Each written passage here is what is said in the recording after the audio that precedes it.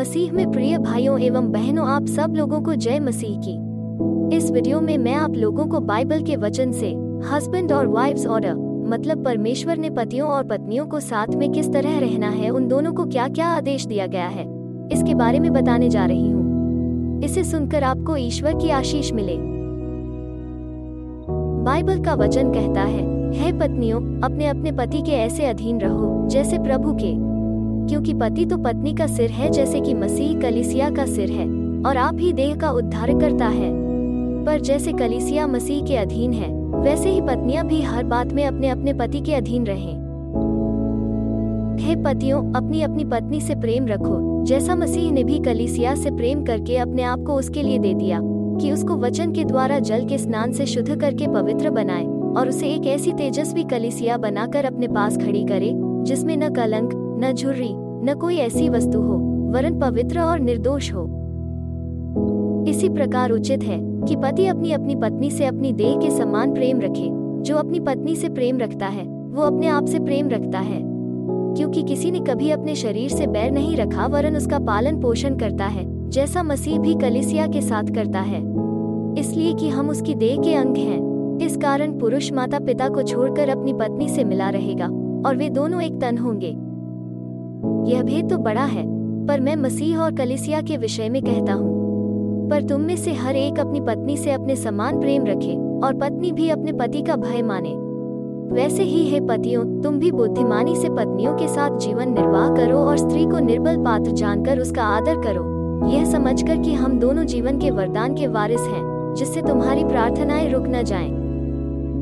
जिनका विवाह हो गया है, उनको मैं नहीं, वरन प्रभु आज्ञा देता है कि पत्नी अपने पति से अलग न हो, और यदि अलग भी हो जाए तो बिना दूसरा विवाह किए रहे, या अपने पति से फिर मेल कर ले, और न पति अपनी पत्नी को छोड़े। किसी बूढ़े को न डांट, पर उसे पिता जानकर समझा दे, और जवानों को भाई जानकर, बूढ़ी स्त्रियों को माता जानकर, और जवान स्त्रियों को पूरी पवित्रता से बहन जानकर समझा दे।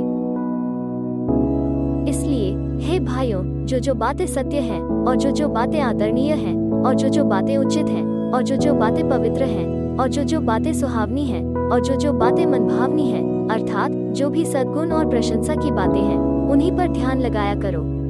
जो बातें तुमने मुझसे सीखी और ग्रहण की और सुनी और मुझ में देखी, उन्हीं का पालन किया करो, तब परमेश्वर जो शांति का सोता है तुम्हारे साथ रहेगा।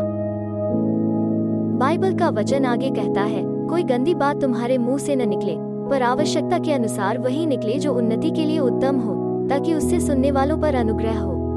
परमेश्वर के पवित्र आत्मा को शोकित मत करो, जिससे तुम पर छुटकारे के दिन के लिए छाप दी गई है। सब प्रकार की कड़वाहट और प्रकोप और क्रोध और कलह और निंदा सब बैर भाव समेत तुमसे दूर की जाए। एक दूसरे पर कृपालु और करुणामय हो, और जैसे परमेश्वर ने मसीह में तुम्हारे अपराध क्षमा किए, वैसे ही तुम भी एक दूसरे के अपराध क्षमा करो। प्रेम निष्कपट हो, बुराई से घृणा करो, भलाई में लगे रहो।